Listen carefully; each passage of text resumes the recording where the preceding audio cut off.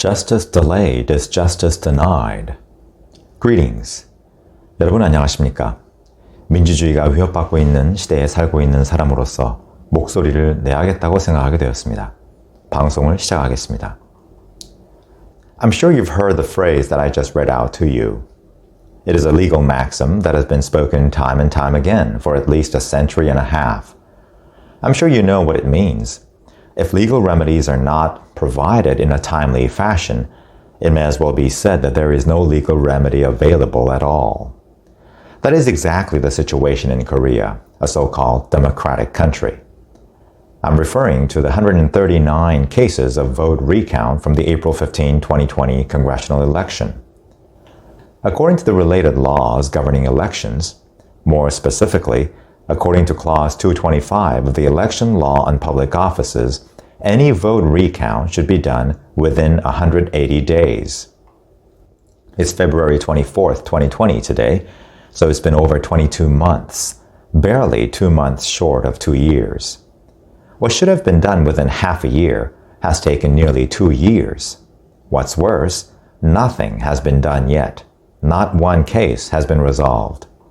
So far, only 5 cases have only begun the hearings, and any kind of ruling has been postponed to after the presidential election, to take place on March 9th.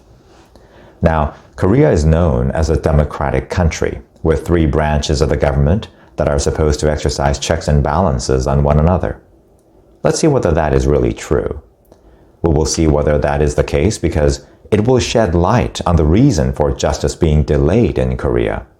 For your information, when I say Korea, I mean South Korea.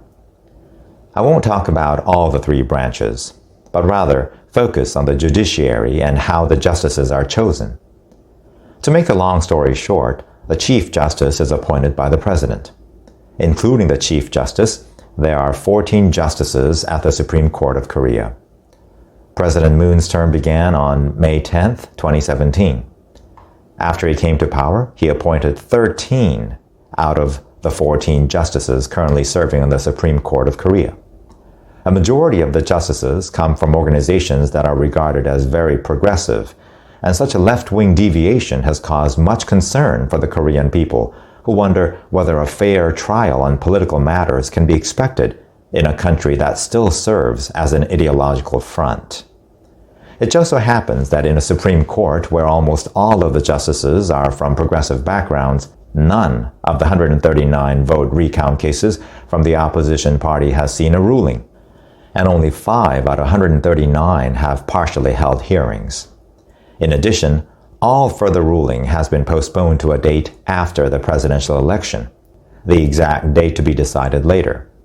Since the system of appointing justices, no matter how problematic, is already in place, one cannot do anything about it until the system is modified.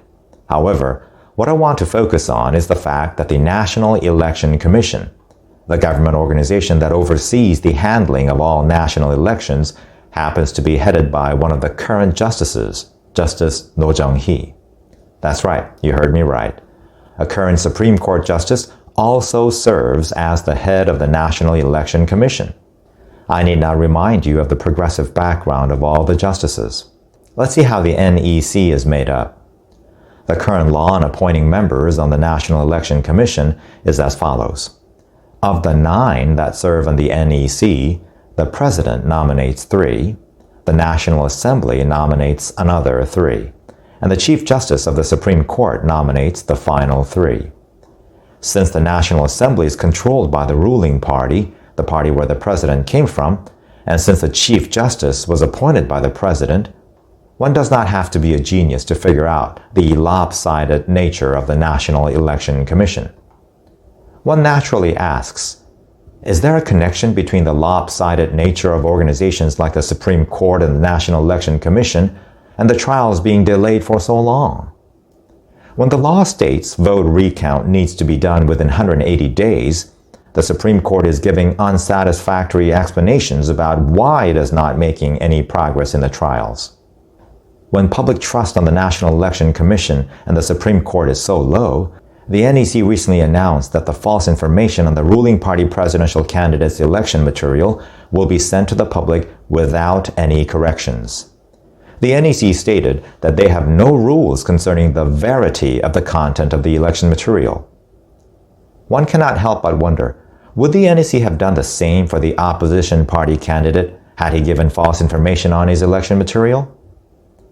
I guess we are living in a country where one running for a public office can give false information and not receive any kind of restrictions from the National Election Commission, whose job it is to make sure the election is carried out fairly.